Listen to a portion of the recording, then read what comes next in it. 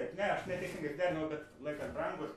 Ir dabar, va tas abitūdas, abu tos, va, turim du.